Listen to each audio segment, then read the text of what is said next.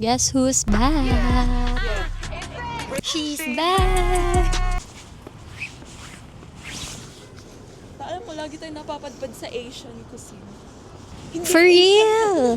Ending natin, sushi. Guys, it's either magka-cafe kami na meron lang ay parang mga bitter taste na mga coffee or Starbucks.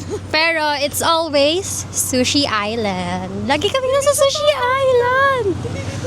So right now, magko-Korean naman kami. Like, hindi na ba tayo magta-try ng mga, Canadian restaurants, ganyan.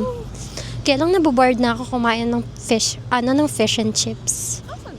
Sa lamig. Awkward pala.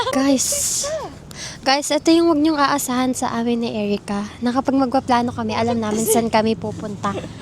Aside from super sponty namin kung saan kami pupunta, lagi lang kami nag-Uber, hindi kami panglakad type of person. Kasi, hindi kami marunong magbasa sa Google Maps. Okay lang dito. Guys, we got jjajangmyeon,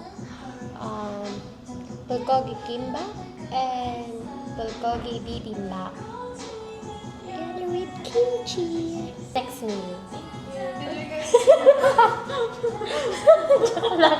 Joke lang yun, ate. Wala mo talaga.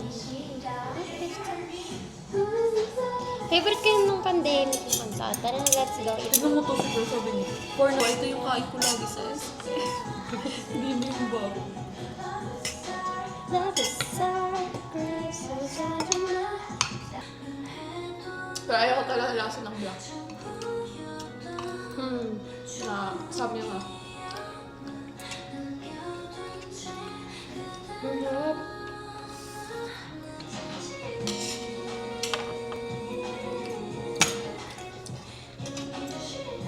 We're now done eating and we're going to Fran's house already.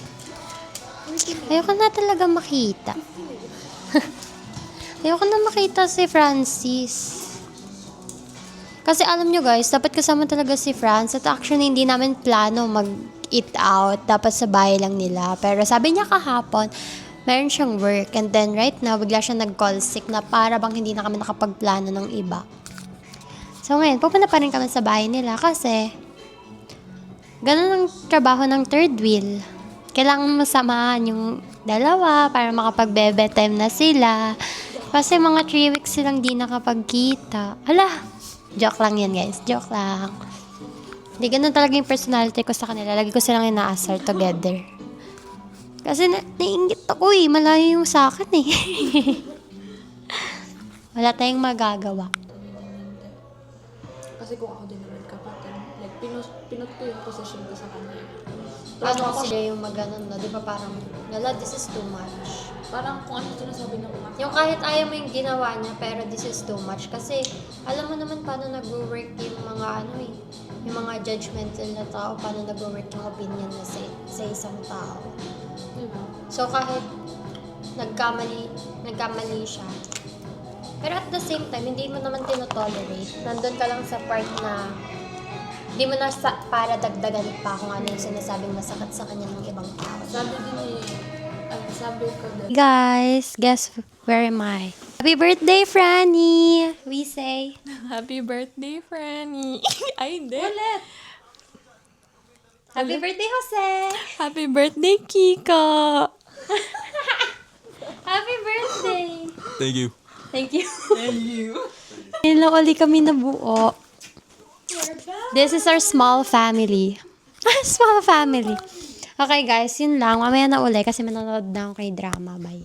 Hey guys. Umalis na kami kina Franz. Nakatulog lang kami. Nakatulog lang. Hindi talaga siya nag-alak na Shanghai. I'm so sad. De, joke lang. Okay lang. Anyway, ngayon, back trip na naman kami. At guess what? Sobrang lamig today. Tsaka naman isip maglakad-lakad, di ba? Tama. Malayo pa? Yun na lang yung bahay ni Fran.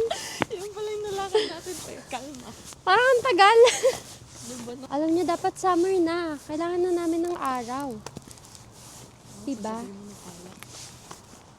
Alak na ba talaga? Kakainom mo lang talaga sa Philippines. Hey guys, I just got home. And here's the fit. Quick fit check lang kasi hindi ako nakapag-fit check kanina. Anyway, that's the fit. And I have a quick haul lang. Very quick. Kasi galing Pilipinas si Erica and she gave me this. I'm so happy though. It's from Happy Skin. It's a blush. Oh my god!